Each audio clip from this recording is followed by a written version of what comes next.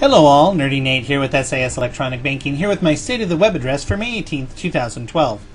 No big surprise what is leading the headlines today in the State of the Web address. Facebook is releasing its IPO. No big surprise here that they're capturing $38 per share, and no big surprise that they're expected to raise $16 billion today. Now, the real question, though, is what is Facebook going to do with all that money? Well, that's what we're going to be looking for here in the nerdy world. We're going to be looking at what Facebook is going to do next. Be watching specifically in the area of mobile applications and mobile functionality, as Facebook is really going to need to address that market in order to remain competitive and be able to please its investors. Also in the news, Google released Google Drive. Finally, a cloud storage from Google to compete directly with Dropbox. And so far, we do like it. I like it very much. The problem that I've run into is the desktop syncing program provided by Google that you need to install in order to be able to sync your files from the Google Cloud to your desktop and vice versa. Seems to be a resource hog, at least on my computer. Granted, I haven't done an exhaustive testing of the Google Drive software, but it really uses about 50% of my computer resources in order to sync. And I'm not syncing a significant amount of files at this point.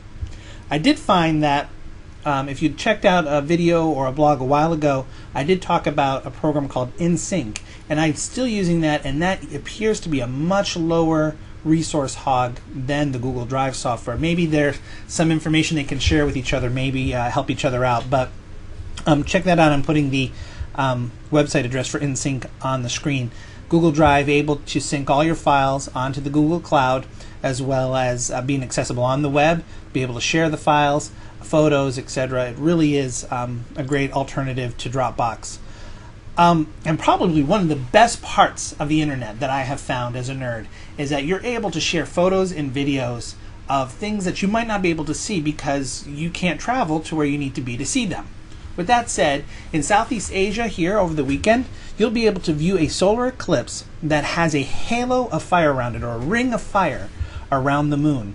It's supposedly an outstanding, beautiful sight to see, and I'm putting up a picture here now provided by NASA, and thanks to the web, we don't have to be in Southeast Asia to view this eclipse.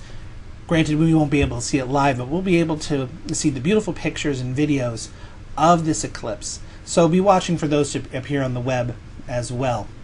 So that's what I have for the State of the Web address. I'm Nerdy Nate with Sanford Institution for Savings, and remember, we're the bank that listens.